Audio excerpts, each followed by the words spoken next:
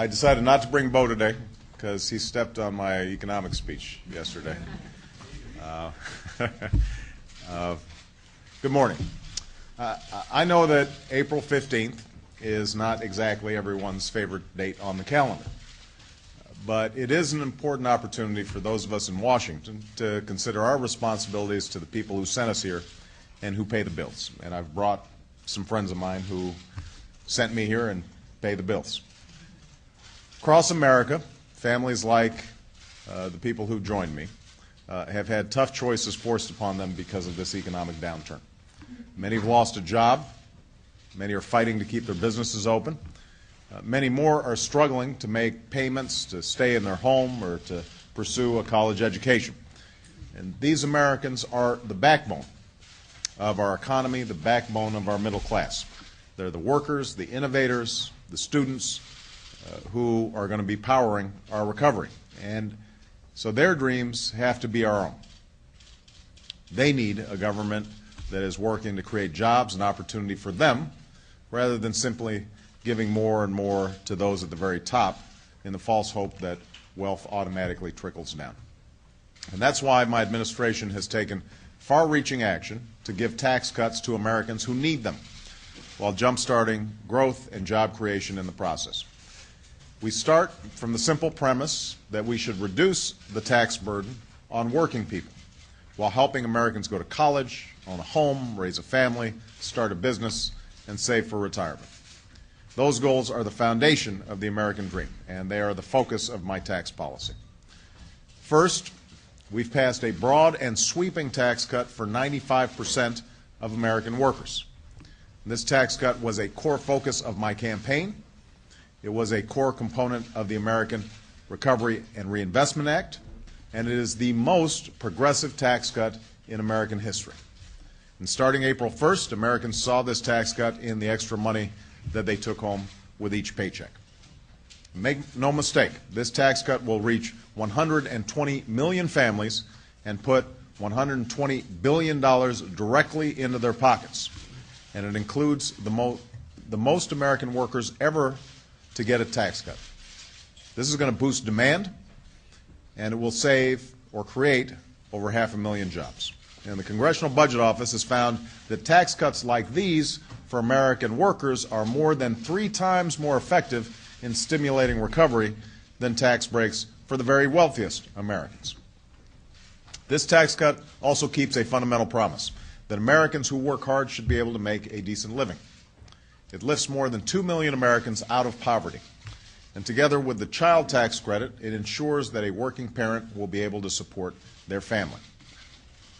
Second, we are helping small businesses keep their doors open so they can weather this economic storm and create good jobs. Instead of the normal 2 years, small businesses are now allowed to offset their losses during this downturn against the income they've earned over the last 5 years. And this could provide a record number of refunds for small businesses, which will provide them with the lifeline they need to maintain inventory and pay their workers. Third, we are helping Americans get the education they need to succeed in a global economy.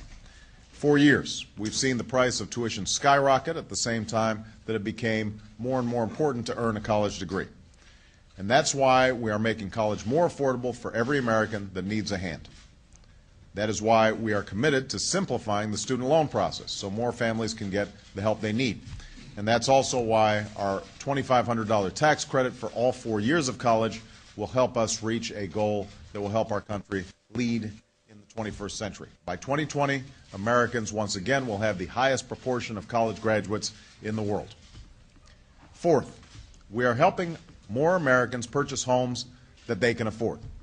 Just as we must put an end to the irresponsible lending and borrowing that created the housing bubble, we must restore the home as a source of stability and an anchor of the American dream.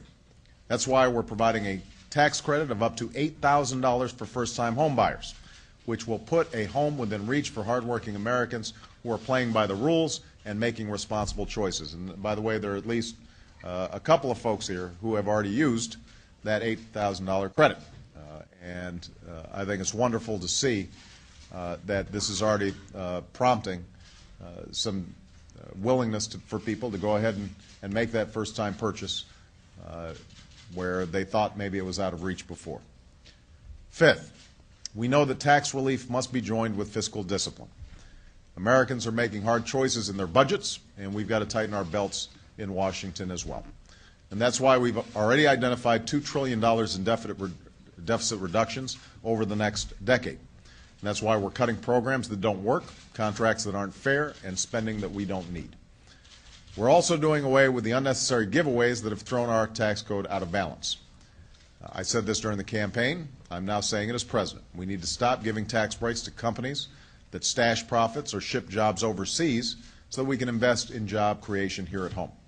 And we need to end the tax breaks for the wealthiest 2% of Americans so that people like me, who are extraordinarily lucky, are paying the same rates that the wealthiest 2% of Americans paid when Bill Clinton was president. Finally, we need to simplify a monstrous tax code that is far too complicated for most Americans to understand, but just complicated enough for the insiders who know how to game the system. So I've already started by asking Paul Volcker and my Economic Recovery Board to do a thorough review of how to simplify our tax code and to report back to me by the end of this year. It's going to take time to undo the damage of years of carve-outs and loopholes, but I want every American to know that we will rewrite the tax code so that it puts your interests over any special interests. And we'll make it easier, quicker, and less expensive for you to file a return so that April 15th is not a date that is approached with dread every year. Now, I just had a conversation with these wonderful Americans, and like people I talk to all across the country, they're not looking for a free ride. Every single person here is working hard and deserves a chance to get ahead. You know, they're families like the Kirkwoods, who just want to own their own business and put away some money for their kids' college tuition. Now, they're workers like Clark Harrison, behind me, who's worked hard and wants to be able to purchase that first home. There are business owners like Alan Givens, who wants his company to sustain itself through bad times as well as the good. And I was encouraged to hear that Alan's business is going strong on a whole bunch of clean energy measures that he's helping to promote in his area. For too long, we've seen taxes used as a wedge to scare people into supporting policies that actually increase the burden on working people instead of helping them live their dreams. And that has to change, and that's the work that we've begun. We've passed tax cuts that will help our economy grow. We've made a clear promise that families that earn less than $250,000 a year will not see their taxes increase by a single dime, and we have kept to those promises that were made during the campaign. We've given tax relief to the Americans who need it and the workers who have earned it. And we're helping more Americans move towards their American dream by going to school, owning a home, keeping their business, and raising their family. So, on this April 15th, we're reminded of the enormous responsibility that comes with handling people's tax dollars. And we're renewing our commitment to a simpler tax code that rewards work and the pursuit of the American dream.